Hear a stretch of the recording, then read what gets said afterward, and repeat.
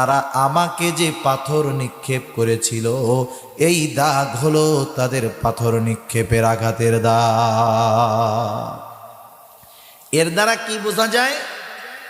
পাথর গর্ত হয়ে চোক্কা চোক্কা পাথর আঘাত লাগছে, ওটা ছিদ্র হয়েছে, গায়ে ক্ষত হয়েছে, রক্ত বের হয়েছে।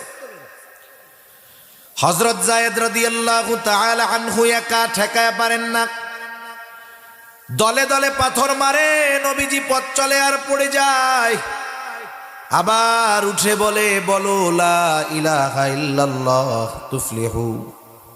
এ তায়েববাসী বলো লা ইলাহা ইল্লাল্লাহ, সফল কাম হয়ে যাইবা, সফল হয়ে যাইবা। নবীজি পাথরের আঘাতে এতটা রক্তাক্ত হয়ে গেছেন, রক্ত গা ভিজে, জামা ভিজে, গা বেয়ে বেয়ে জুতার মধ্যে ঢুকে গেছে, রক্ত শুকায়া পায়ের সাথে জুতাটা আটকে গেছে।